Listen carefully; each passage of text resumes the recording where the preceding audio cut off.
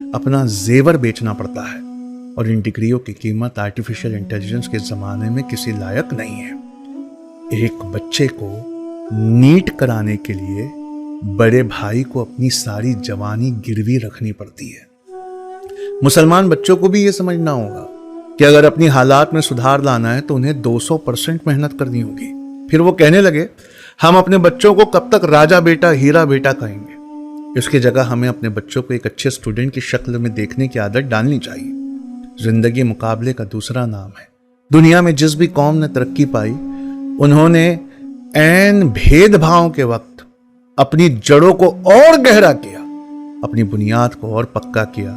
उन्होंने कहा तुम जानते हो मैं अपनी कौम को जदीद तरक्की और जमाने के नए तकाजों से आगाह करना चाहता हूं। मैं अपनी कौम को जदीद तरक्की और जमाने के नए तकाजों से आगाह करना चाहता था। क्या तुम मुझे इस बारे में कुछ बता सकते हो? मैंने कहा इंडस्ट्रियल रिवॉल्यूशन 4.0 आया है जहां मशीनों में इंटेलिजेंस है और इंसान धीरे धीरे बेवकूफ हो रहे हैं। हम रट रट कर याद करने को एजुकेशन कहते हैं।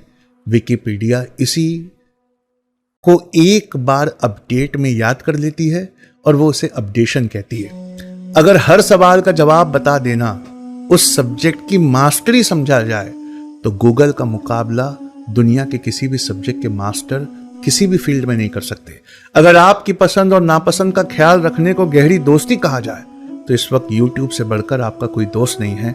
और अगर इंसानी मिजाज के हिसाब से आपका मूड बदलने वाले साकिए करार बनकर अगर कोई आपको वो मूड बदलने वाली शेरो शायरी या गाना सुना दे तो इस वक्त आपका साकिए करार स्पॉटिफाई नेटफ्लिक्स से बड़ा कोई और नहीं है। इसमें से हर एक साइकोलॉजी को, हमारी साइकोलॉजी को गहराई से समझते हैं। ये वो एल्गोरिदम्स हैं जो हमसे कई ज्यादा इंटेलिजेंट है और ये सब फ्री है। तो उन्होंने कहा असल में फ्री कुछ नहीं होता। जब कोई प्रोडक्ट फ्री हो तो इसका मतलब इंसान ही प्रोडक्ट है और ये कंपनीज हमारी निजी आदतों का डेटा इकट्ठा करके हम पर एक एक्सपेरिमेंट चला रही हैं और उस एक्सपेरिमेंट में हमारी सारी कौम टिकटॉक और इंस्टाग्राम की रील पर फंस गई। भला हो इसी गवर्नमेंट का जिसने टिकटॉक बैन कराया, लेकिन अब वो इंस्टाग्राम और यूट्यूब के रील्स में चली गई। दरअसल इन प्रोडक्ट्स और एक्सपेरिमेंट ने समाज को पूरी तरह से हैक कर दिया है। जज कंपास नाम के एक सॉफ्टवेयर से ये तय कर रहे हैं कि किस कैदी को ना छोड़ा जाए और किसे छोड़ा जाए। और इसी सॉफ्टवेयर का एक छोटा वर्जन बैंक इसलिए यूज कर रहे हैं कि किसे लोन ना दिया जाए। ऑनलाइन क्लासेस में टीचर्स को टेक्नोलॉजी के बारे में, जदीद टेक्नोलॉजी के बारे में कुछ भी नहीं पता। और पहले वॉशरूम के अंदर पेन से खुरच खुरच कर गंदी बातें लिखने वाले लोग, उन्हें आईटी सेल ने अपने यहां नौकरी दे दी है। अब ट्रेनों के वॉशरूम के अंदर कुछ गंदा लिखा हुआ नहीं मिलता क्योंकि सोशल मीडिया का इस्तेमाल करके वो ये गंदी बातें किसी अच्छे मजहब, किसी अच्छी जाति के खिलाफ, किसी अच्छे पड़ोसियों के खिलाफ नफरत फैलाने के लिए फेसबुक की पोस्ट में लिख देते हैं। फेसबुक जो हमें कनेक्ट करने आया था वही हमारे रिश्तों को तोड़ रहा है। जब तक सच अपने जूतों की लैस बांधता है तब तक झूठ आधी दुनिया की सैर कर चुका होता है। एल्गोरिदम हर अगले वीडियो को, हर अगली पोस्ट से ऊंची चरस बनाकर हमें दे रहा है। इसलिए पहले नफरत शायद एक सोच थी, लेकिन नफरत अब एक पुख्ता अकीदा बन चुकी है। सोशल मीडिया से आने वाली जहरीली हवा जब गोदी मीडिया से आने वाली जहरीली हवा से मिलती है तो भोपाल गैस ट्रेजेडी से ज्यादा इंसानों और इंसानी हुकूकों का गला घोट देती है। It's all about who owns the code and the people who owns the code they deploy it to kill other people.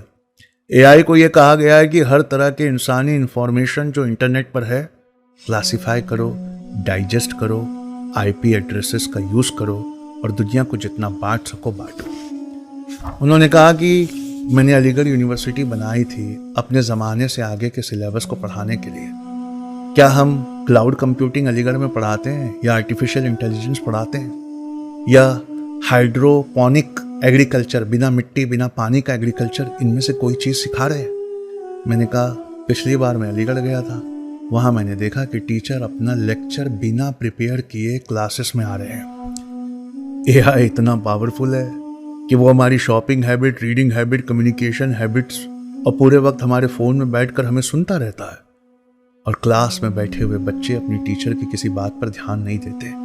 Democracies को कॉरपोरेट सर्विलांस के साथ मिलाकर इंसान को इंसान से बांटा जा रहा है और गरीब आईटी सेल के मैसेजेस को पढ़ पढ़कर एक दूसरे का बॉयकॉट कर रहा है और अमीर इस डेटा को खरीदकर अपनी चीजें बेच रहा है। लेकिन अमीर अपनी चीजें बेचे वो ठीक है, पर इसी डेटा को खरीदकर लीडर अपने वोट को बनाने के लिए इन दूरियों को बढ़ा रहे हैं। हिटलर ने बाह में ज्यूज की शिनाख्त करने के लिए एक पीला पट्टा पहनाया था। अमीरजादे अपने पालतू कुत्ते को चिप वाली कॉलर पहनाते हैं ताकि कुत्ते कहाँ जा रहे हैं उनका सिग्नल और डेटा मिल सके, उसकी मदद से हम उन्हें कंट्रोल कर सकें। आज इब्लीस की लार से बने इन कुत्तों और जमीन पर जन्नत से भेजे गए अशरफुल मखलूकात में ये रिलेशन है। सिर्फ इतना फर्क रह गया है कि कुत्तों के गले में पट्टा है और इंसान अपने हाथ में मोबाइल वाले कॉलर को दिन भर हाथ में लिए घूमता है और गले में पहना होता तो वो कुत्ता होता, पर अशरफुल मखलूकात जब उसे हाथ में लेकर घूमता है तो कुत्ते से ज़्यादा जलील हो रहा है। ये फिक्र, ये सोच जब मैंने उन्हें बताई तो उन्होंने मुझसे बहुत सारी बातें कही।